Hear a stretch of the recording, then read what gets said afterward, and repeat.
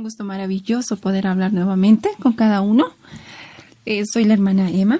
En esta oportunidad vamos a conversar sobre el tema Dios conoce mi pasado, mi presente y mi futuro. Para seguir continuando, antes vamos a pensar la respuesta a esta pregunta. ¿Por qué muchas personas viven sin saber qué hacer en esta vida? Sin rumbo, sienten un vacío en el corazón e incluso no tienen deseos de vivir. ¿Por qué será? Veamos que hoy en día los niños casi siempre preguntan, ¿de dónde vengo? ¿Cómo llegué a existir? Y cuando son jóvenes se preguntan, ¿por qué nací? ¿Para qué nací? A veces oímos a las personas decir, ¿por qué mis padres me trajeron a este mundo? No debería haber nacido. Y muchos pensamos que nuestros padres decidieron nuestro nacimiento y cuando hay mucho sufrimiento o cuando no sabemos qué hacer en la vida, vivimos sin esperanza y nada de lo que hacemos tiene sentido. Lamentablemente somos controlados por la creencia equivocada. Mi vida no tiene sentido. Nací solo para sufrir. ¿Pensará Dios de la mía? En una hoja respondamos la siguiente pregunta. ¿Quién nos conocía incluso antes de que nos estuviéramos formando en el vientre de nuestra madre?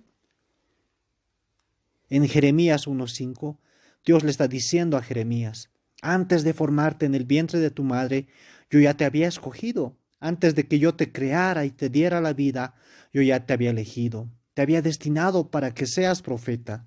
Según este versículo, el destino de Jeremías ya estaba declarado por Dios. Había nacido para ser profeta y tenía que cumplir un propósito.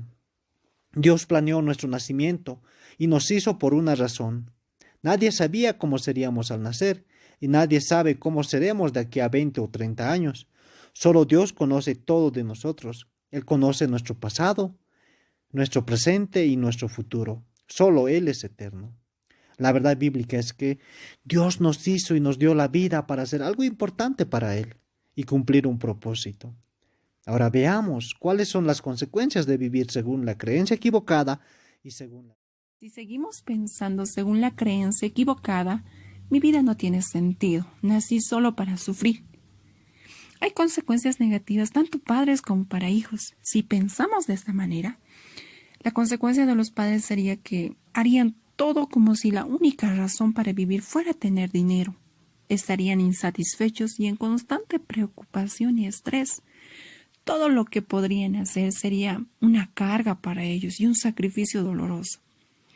Y los hijos, por su ejemplo, crecerían pensando que lo único que importa en la vida es ganar dinero. Nada tiene sentido. También los hijos perderían la motivación y la esperanza de vivir por una razón que les haga sentir que son plenos y realizados. También perderían la experiencia de conocer a Dios, sus planes y su propósito perfecto para sus vidas. Pero si vivimos pensando que Dios nos hizo y nos dio vida para hacer algo importante para Él, cumplir un propósito, según esta verdad bíblica, los resultados son buenos. Los padres harían todo por una razón importante, cumplir su propósito. Disfrutarían y todo lo que podrían hacer estaría bien hecho y sería una adoración a Dios. Tratarían los padres a sus hijos con respeto y los educarían desde pequeños para hacer algo importante. ¿No? Los hijos serían diligentes para estudiar, prepararse y para aprender cosas nuevas. Sabrían qué quieren hacer en la vida y disfrutarían de una experiencia maravillosa de conocer a Dios día a día hasta haber logrado su propósito en su vida.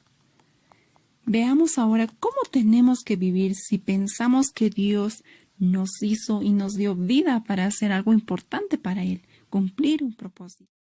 Nada de lo que Dios hace es un error. Incluso el nacimiento de cada bebé está planeado por Dios. Cada bebé es formado en el vientre de su madre por voluntad de Dios y Él los forma con un propósito.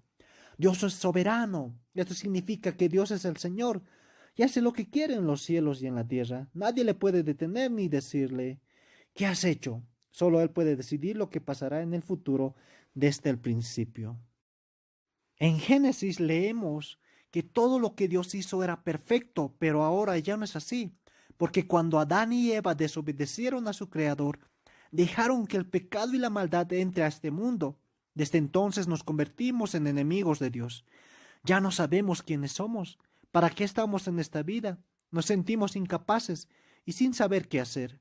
La Biblia dice que cuando merecíamos recibir el castigo que era la muerte, Dios envió a su Hijo al mundo para que tomara nuestro lugar. Jesucristo derramó su sangre en la cruz, fue sepultado pero resucitó. Ahora lo único que tenemos que hacer para reconciliarnos con Dios es arrepentirnos de la manera como hemos estado viviendo, en flojera, peleas, gritos, desorden, etcétera, y pedir por fe a Jesucristo que sea nuestro Señor y Salvador. Desde ese momento tenemos que dejar que Jesús gobierne nuestra vida y todo lo que hacemos, como estudiar, trabajar, los deberes, etcétera. Hacerlo como si lo hiciéramos para nuestro Señor. Y si hacemos así, su promesa es que si cambiamos nuestra manera de vivir, entenderemos cuál es la buena voluntad de Dios, que es agradable y perfecta para nuestra vida y la vida de nuestros hijos. Porque Él conoce para qué nos hizo nacer y nos dio habilidades. Solo Él conoce nuestro pasado, nuestro presente y nuestro futuro. Si entendemos, podemos proponernos metas para seguir mejorando en nuestro trabajo, para poder ayudar a nuestros hijos a mejorar en sus estudios y desarrollar habilidades. Por ejemplo, hablar un nuevo idioma.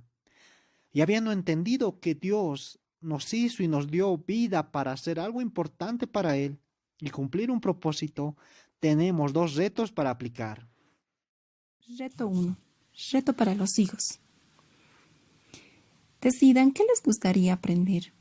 Por ejemplo, inglés, tocar algún instrumento musical, escribir historias y libros para niños o hacer arte como pintar o dibujar. Pueden aprender también viendo videos o pueden pedir a alguien de su familia que les enseñe.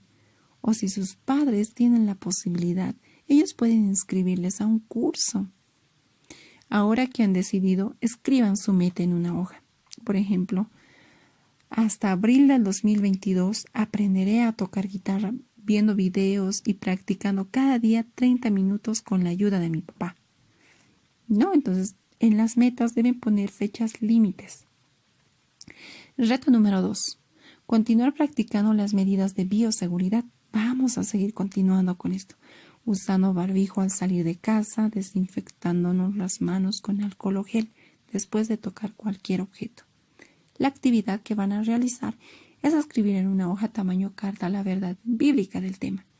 Dios nos hizo y nos dio vida para hacer algo importante para Él, cumplir un propósito.